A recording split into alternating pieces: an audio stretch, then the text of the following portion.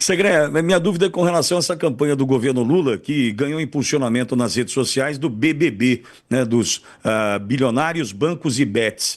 E aí vem também, no mesmo sentido, a campanha falando sobre da taxação dos super ricos. Isso pode ter algum efeito prático ou é só midiático, Segre? Não, pode ter um efeito prático se eles colocarem no Congresso, e agora sobre a supervisação do STF, claro, colocar uma taxação para a distribuição de dividendos. Mas a narrativa volta a ser confusa. Eu estou preparando alguns vídeos, lógico, longe de ser um Nicolás Ferreira da vida, mas explicando que quando a esquerda e o governo Lula fala que aqueles que ganham mais dinheiro não pagam imposto de renda, é errado, porque quando você tem um contrato entre duas empresas, e vou dar um exemplo, suponhamos eu e uma empresa qualquer, e eu tenho uma empresa que pode ser individual, pode ser uma limitada, o que for. Eu emito uma nota fiscal, e no momento que eu emito a nota fiscal, e isso se chama pejotização, e a grande maioria das pessoas que ganham, por exemplo, acima de R$ 10.000 em qualquer lugar, é muito provável que apelem a essa instância. Por quê? Porque é uma maneira de fazer elisão tributária, ou seja, dentro da lei, eu pago menos que eu posso pagar. É do jogo. Não estou sendo ilegal ao fazer esse tipo de coisa. Então, pago 5% de ISS, pago 3,65% de PIS e de COFINS se estou no lucro presumido, pago 9,25% de PIS e COFINS se estou no lucro real e pago imposto de renda e contribuição social sobre lucro. Números redondos, 20%. E esse valor que pagou a empresa hoje distribui para os sócios sem ter que pagar imposto de renda por essa distribuição. O Brasil tributava a distribuição de lucros até 1996. Depois deixou de tributar. Ou seja, é legítimo, é legal fazer esse tipo de operação e não pagar na distribuição de lucros.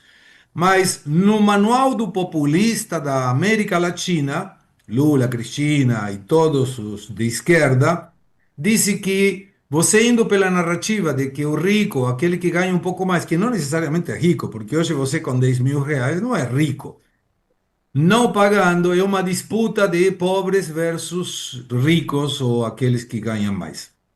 E aí você tem outra instância que também não quadra, que é o que pode vir pela frente e que pode passar também no Congresso, espero que não, mas que vai ser uma tentativa, não tenho dúvida nenhuma, que é colocar imposto aos bens pessoais. Então, se eu tenho um apartamento acima de um valor determinado, o governo vai tentar, isso já acontece na Argentina, imposto pela Cristina na época, para que aquele que tem valores determinados de aplicações ou propriedades ou o que for, vai pagar 0,5 a 1,5% desse valor por ano. Então não deixa de ser outra arrecadação para aqueles que têm patrimônio. Então anota aí que isso deve vir com certeza pela frente também. Mas eu acho que esse confronto com o Congresso e o Poder Executivo pode atrapalhar um pouco essa taxação ao que eles denominam super ricos e que não necessariamente aplica essa definição. Mas, Segera, quando fala dos super ricos, a gente tem historicamente a história de que quem tem a possibilidade tira o dinheiro daqui e coloca em outro lugar com menos insegurança, né? O risco a gente sabe que faz parte do jogo, mas o Brasil hoje traz essa incerteza, traz essa insegurança. Existe a possibilidade disso ocorrer, Segera? Claro que existe. Aquele que é rico tem advogados e tem assessores tributaristas que se especializam nisso. Então, por exemplo, eu conheço alguns brasileiros que têm um patrimônio importante e eles já tramitaram, por exemplo, a residência em Uruguai, que o Uruguai não te cobra nada, ou Paraguai. Então, você mantém a sua cidadania brasileira, mas a tua responsabilidade fiscal e declaração de imposto de renda é feito no Uruguai. Acabou o papo. Aí a pessoa não paga mais nada. E aconteceu na Argentina com Mercado Livre.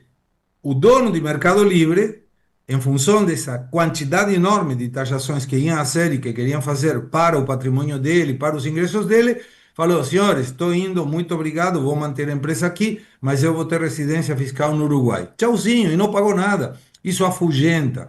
Você não precisa tirar daquele que tem para dar para aquele que não tem. E eu sempre cito um exemplo idiota, mas apela.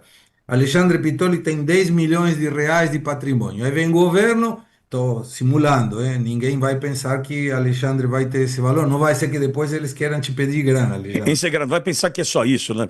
Então, é só isso. Então eles tiram e falam, então, vou tirar do Alexandre os 10 milhões e vou dar um real para 10 milhões de brasileiros. Você resolveu a questão da pobreza? Não. Você já tem mais um pobre, que é Alexandre Pitoli, que tinha dinheiro e em uma base simplista de populismo mandaram todo mundo de repartir esse dinheiro. O que um Alexandre Pitoli vai fazer? Porque se ele juntou 10 milhões, ele vai conseguir juntar de novo. Ele vai para outro lado e faz isso em outro lugar. Então não resolve a pobreza distribuindo de quem tem para quem não tem, muitas vezes não faz nada para ter.